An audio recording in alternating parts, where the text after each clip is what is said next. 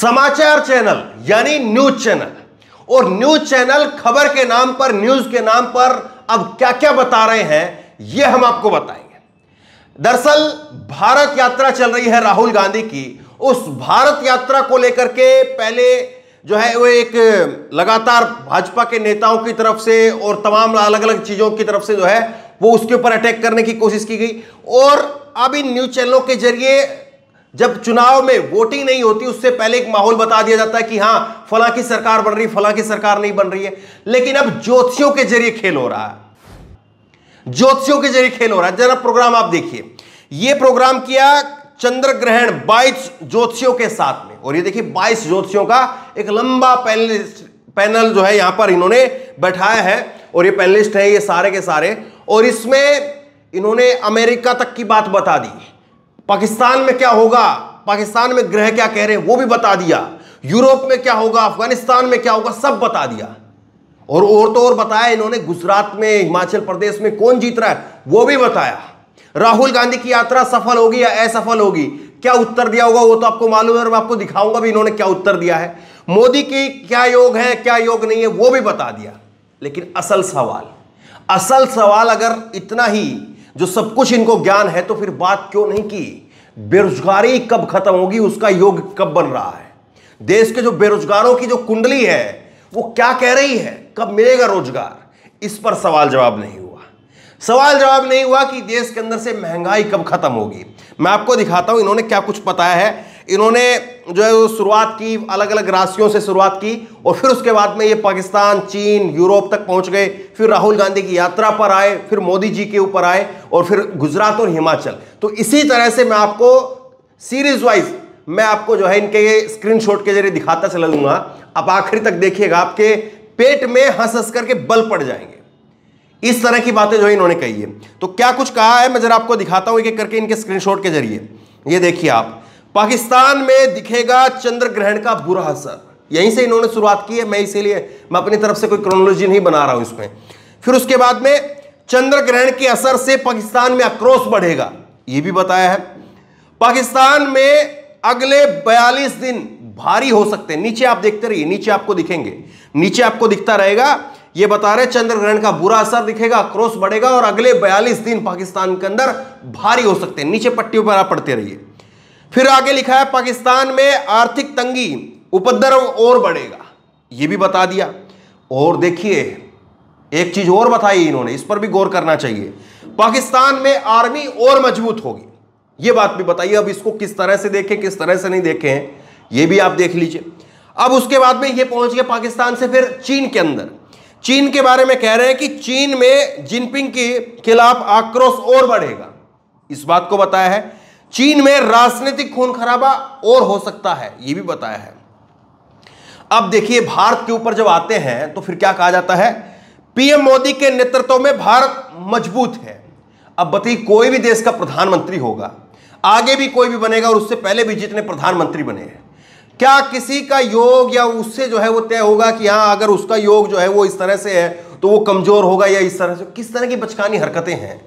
देखिए एक बात मैं बिल्कुल साफ कर दूं, हर किसी की इंडिविजुअल, हर किसी का व्यक्तिगत तौर पर जो है वो अपना एक धर्म के प्रति आस्था होती भी है, नहीं भी होती है। लोग मानते भी हैं, लोग नहीं भी मानते। नेताओं के अंदर तो खूब माना भी जाता है और खूब नहीं भी मानते, उस तरह की नेता भी है। लेकिन उस चीज को इस तरह से शो बना करके चीजें कहना, यह एक समझ से परे की बात है। दूसरा आप देखिए क्या कह रहे हैं, पीएम मोदी के ग्रहों का योग बेहद मजबूत है, यह इन्होंने बताया। अब देखिए एक और इन्होंने बताया, ये कह रहे हैं 6 ग्रह पीएम मोदी की कुंडली के केंद्र में, इस बात को भी बता दिया। अब उसके बाद में जैसे ही राहुल गांधी की बात आई तो फिर क्या कहा, देखिए आप, राहुल गांधी की कुंडली मजबूत नहीं है, ये भी बता रहे हैं। राहुल गांधी की कुंडली जो है वो मजबूत नहीं, मोदी की कुंडली मजबूत है, ग्रह मजबूत है, सारी बात जो है कह रहे हैं। और उसके बाद में आप देखिए राहुल गांधी की भारत यात्रा के बारे में, कांग्रेस को भारत जोड़ो यात्रा से फायदा नहीं। देखिए आप, राहुल गांधी वहां पर रोजाना 30 किलोमीटर चल रहे हैं, शायद उसका ऐसा लगता है कि 52 साल की उम्र है उनकी, राहुल गांधी की, और इतने जितने भी पैनलिस्ट बैठे हैं, शायद एक पैनलिस्ट ऐसा नहीं होगा जो 30 किलोमीटर चल पाए। राहुल गांधी वहां पर 30 किलोमीटर चल रहे हैं, और 30 किलोमीटर चलते हुए राहुल गांधी की 52 साल के अंदर उनकी एक एक हड्डी तो जरूर मजबूत हो गई होगी। इस बात को तो मैं कह सकता हूं, कुंडली मजबूत है नहीं है ये बताए राहुल गांधी, बताए या राहुल गांधी के अपने कोई ज्योतिषी होंगे तो वो इस बारे में बताए। लेकिन चीजें किस तरह से होती हैं, सर्वे के अंदर से कहीं से भी ऐसा ना लगे कि कहीं से विपक्ष मजबूत हो सकता है या भारत में कहीं पर कोई बात हो सकती है। ये देखिए आप, इन्होंने एंकर जो है, एंकर की भी फोटो और नीचे लिखा हुआ है राहुल गांधी की कुंडली मजबूत नहीं है। एंकर भी जो है वो ऊपर एंकर का वो पार्ट चल रहा है और नीचे फिर ये बातें चल रही है। अब उसके बाद में आप देखिए, हिमाचल प्रदेश में बीजेपी के जीत का योग है। अब इससे खुशी की बात और क्या हो सकती है। दूसरी खुशी की बात आप सुनिए, दूसरी खुशी की बात, गुजरात में बीजेपी का जीत का योग है। एक भी चीज ऐसी नहीं है जो मौजूदा सत्ता को पसंद ना आए।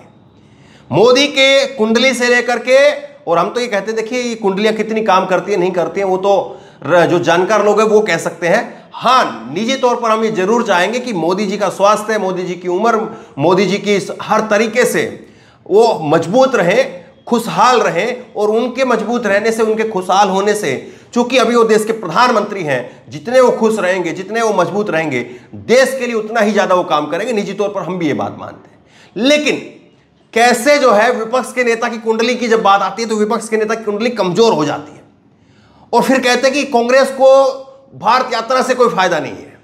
ये बात कहते हैं, जिसको भारत यात्रा को लेकर के दुनिया भर की मीडिया वो उसको देखने के लिए आ रही है, वो अपने वहां पर छाप रही है, लेकिन यहां पर क्या कुछ कहा जाता है। अब देखिए, इसमें गुजरात की बात हो गई, हिमाचल की बात हो गई, लेकिन इस पूरे शो के अंदर हमने देखते रहे कि कहीं पर जो है वो ये हो कि भारत में इतने करोड़ बेरोजगार युवा हैं, और इतने करोड़ बेरोजगार युवाओं में से मान लीजिए कि भारत में जो है वो 10 लाख बेरोजगार युवा हैं, हालांकि बहुत ज्यादा करोड़ों में संख्या है, तो 10 लाख अगर मान लेते हैं कि बेरोजगारों की संख्या है, तो कम से कम उसका एक मैथमेटिक्स के हिसाब से ये तो निकाल ही सकते हैं कि 10 लाख बेरोजगारों में से सबसे ज्यादा जो है वो संभावना कौन सी राशि की होती है कि बेरोजगारों में जो राशि होगी वो ये राशि के बेरोजगार होंगे। धनु राशि, तुला राशि, मेन राशि, जो भी राशियां हैं, उस राशि के हिसाब से क्या ये बता सकते थे कि देश में बेरोजगारों की संख्या तेजी से घटने वाली है, बेरोजगारों को रोजगार मिलने वाला है? इस पर बात नहीं हुई। महंगाई देश में, चूंकि महंगाई से तो हर किसी को असर पड़ता है, बेरोजगार तो हो सकता है कि हर कोई ना भी हो, क्योंकि बहुत सारे लोग ऐसे होते हैं जिनके घरों में नौकरियां लग गए हैं, अभी नौकरी वाला कोई उस उम्र का है नहीं जिसको नौकरी की आवश्यकता हो या जो नौकरी लग सकता हो। और लेकिन महंगाई जो है, महंगाई तो जिसकी उम्र 60 साल है उसको भी दिक्कत है, 6 साल है उसकी भी दिक्कत है, और जिसकी उम्र 22 साल है जो नौकरी के लिए तलाश कर रहा है उसको भी दिक्कत है।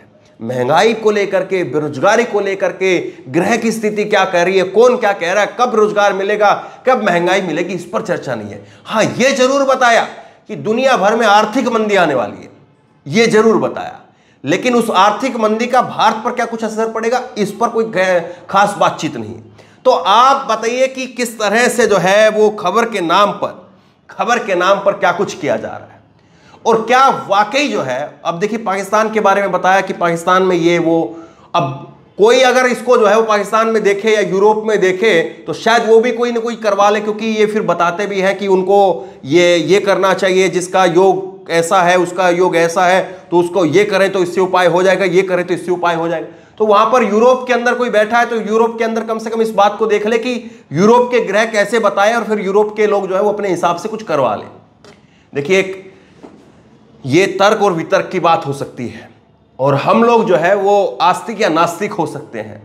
और ऐसा नहीं है कि मैं ये यहां पर ये जो है पहली ये सवाल उठाऊं कि पहली बार ऐसा हो रहा है कि देश के अंदर जो है वो ज्योतिषी को लेकर के बात हो रही है।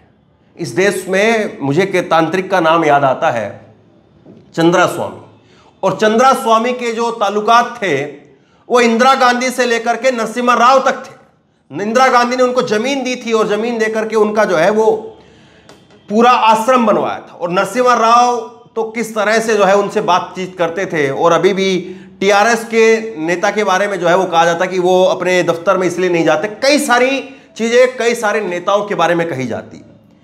और निजी तौर पर मैं भी ये मानता हूं कि हर किसी को अपने धर्म में आस्था रखने की पूरी छूट है। हर किसी का अपना धर्म में वो उनके उपायों को लेकर के और उनको जो बिगड़ने वाली स्थिति है, इस तरह से हर धर्म में है।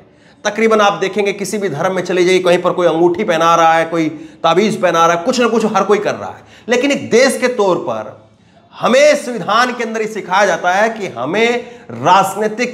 हमें जो है वो साइंटिफिक टेम्परामेंट को आगे बढ़ाने की आवश्यकता है।